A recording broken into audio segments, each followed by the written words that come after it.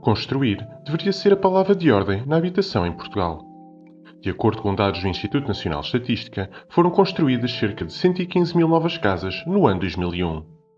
No entanto, nas décadas seguintes, a queda foi gigantesca, com cerca de 27 mil casas construídas em 2011 e apenas cerca de 20 mil casas construídas em 2021. Portugal atravessa por isso uma das mais severas crises habitacionais da sua história moderna. O que antes era considerado um direito básico, o acesso a uma habitação digna, tornou-se agora num desafio esmagador para a maioria dos portugueses.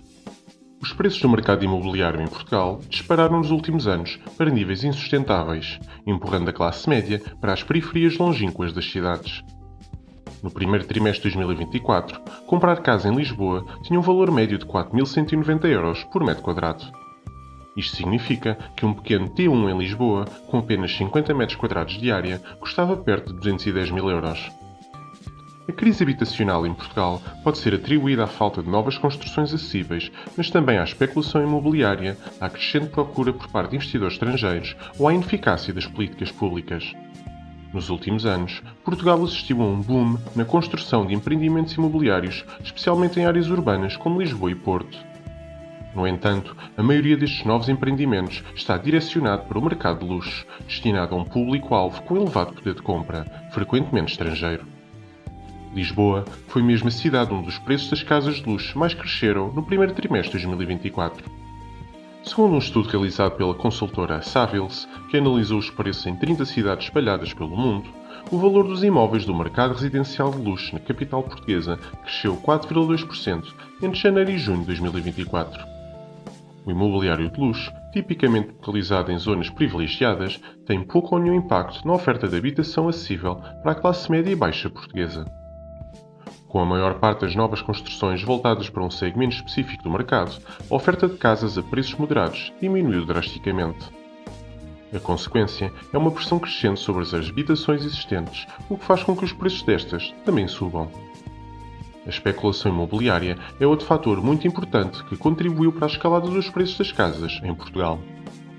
Casas antigas, muitas vezes em mau estado de conservação, são agora vendidas por valores exorbitantes, refletindo a falta de alternativas no mercado imobiliário. Muitos investidores, tanto nacionais como estrangeiros, têm aproveitado as lacunas do mercado para comprar imóveis degradados a preços muito baixos, realizar renovações superficiais e depois vendê-los por valores muito superiores.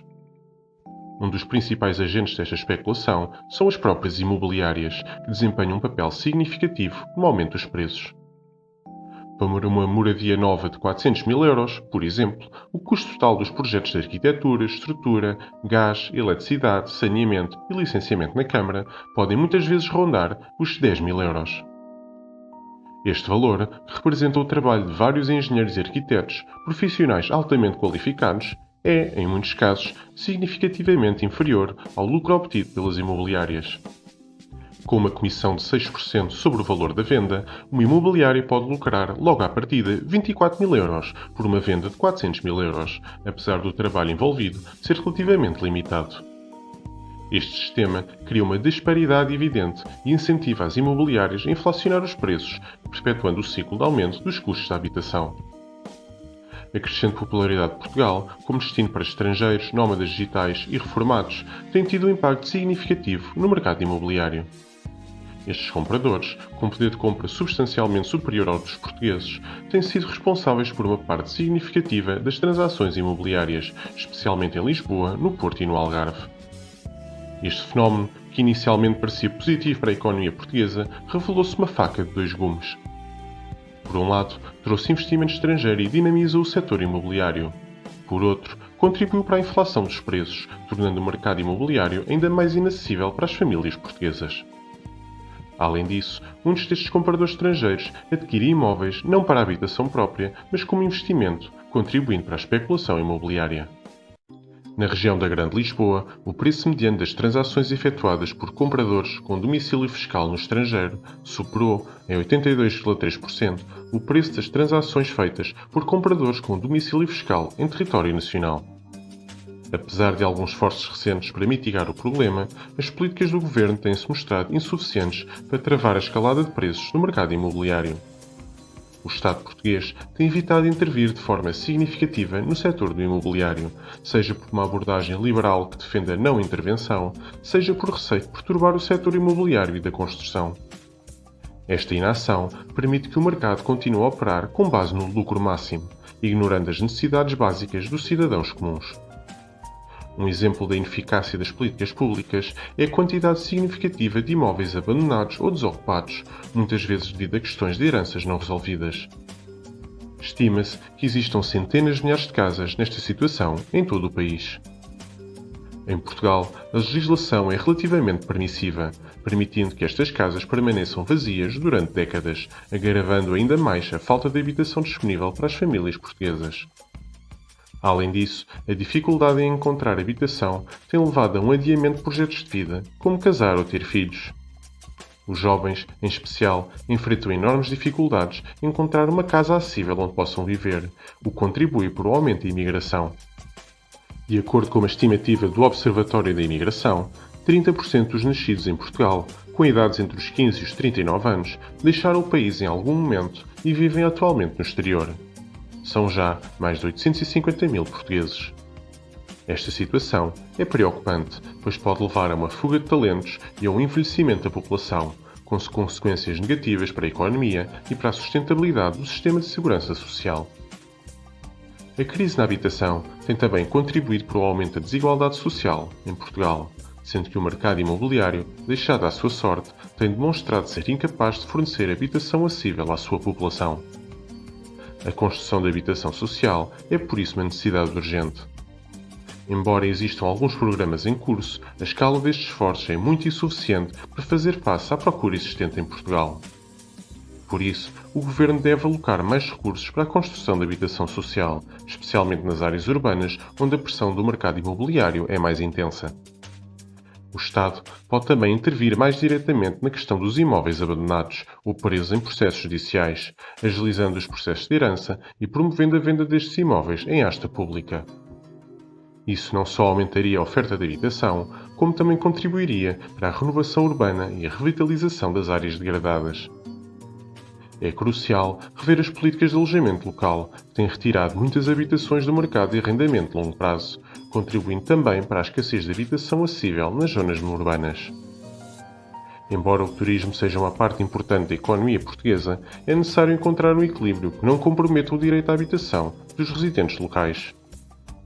A crise da habitação em Portugal é, sem dúvida, uma tragédia que afeta milhares de famílias, sobretudo as que procuram adquirir a sua primeira casa.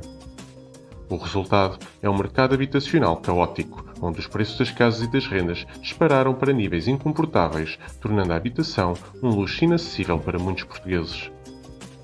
Um dos fatores que contribui para esta crise é a discrepância entre a procura e a oferta de habitação.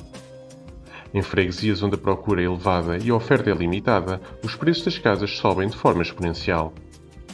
Esta situação faz com que muitas pessoas se vejam obrigadas a procurar casa em freguesias limítrofes, o que, por sua vez, leva ao aumento dos preços nessas áreas. Este ciclo vicioso de aumento dos preços tem-se propagado de freguesia em freguesia, criando uma verdadeira espiral inflacionista no mercado imobiliário em Portugal. Outro fator determinante é o aumento da imigração que se tem verificado nos últimos anos. O aumento do número de estrangeiros a viver em Portugal, muitos dos quais à procura de casa para arrendar, pressiona ainda mais o mercado de arrendamento, resultando numa subida generalizada dos preços. Para quem comprou casa há mais de 7 ou 8 anos, no entanto, o arrendamento tornou-se uma opção extremamente vantajosa.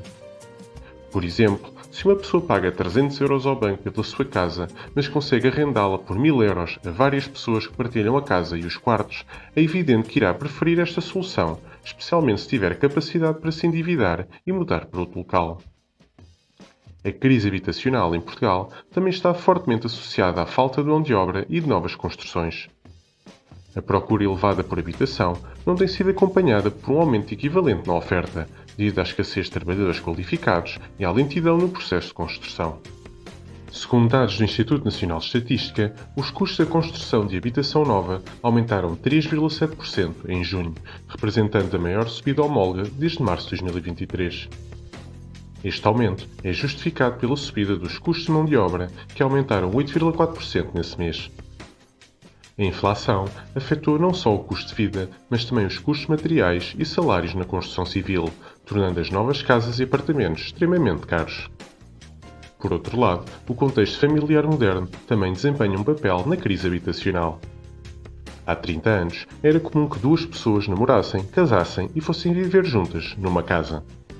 Hoje em dia, muitas pessoas em idade adulta estão focadas nas suas carreiras e noutras prioridades, o que faz com que vivam sozinhas, cada uma na sua casa, por considerarem que ainda não chegou a altura certa para viverem juntas e terem filhos. Para piorar a situação, o mercado de arrendamento em Portugal apresenta riscos significativos para os senhorios, o que desincentiva o investimento neste setor.